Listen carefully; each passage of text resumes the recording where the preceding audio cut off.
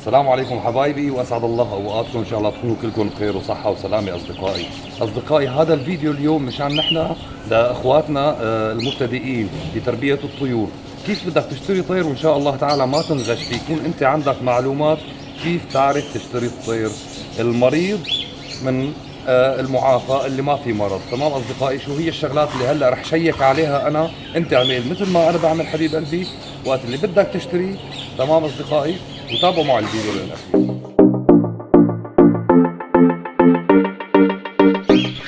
وهلا اصدقائي مثل ما اننا شايفين، خليني اعتبر حالي انا هلا مثلا اول مره بدي اقوم بفحص الطيور. شو بدي اساوي انا هلا؟ رقم واحد رح طلع على الارضيه تبع القفص مشان شوف البراز اذا فيه شيء مشاكل، يعني الوان غامقه او يعني الوان رايحه على لون البني او الاخضر اللي كثير كثير غامق، معناته هون الطيور بدها تكون مريضه. فانا بدي كثير انتبه وقت بدي نقي الطير.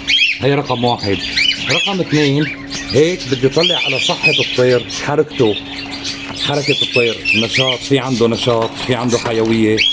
تمام، ما يكون هيك نحسه يعني تعبان وقاعد هيك على جنب ونافخ ريشه.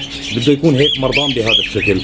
يا اما بدنا نطلع عليه هيك انه نشيط وعم يلعب الطير، ما في عنده مشكلة.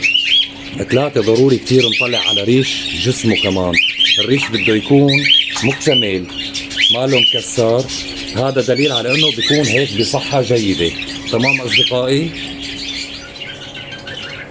وهيك اصدقائي بعد ما شيكنا رقم واحد على البراز انه نضيف وما في شيء، وشيكنا انه ريشه كمان نضيف وما فيه شيء ونشيط، وقفته كانت هيك حلوه يعني، ومبين عليه انه ما شاء الله ما عنده اي مشاكل.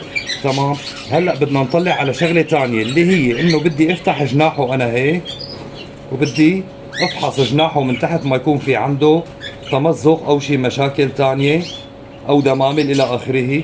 وراح اقلبه هيك انا واطلع هون على فتحه الاخراج واكد انها تكون نظيفه. تمام اصدقائي، هيك ان شاء الله فيني اشتري لهذا الطير،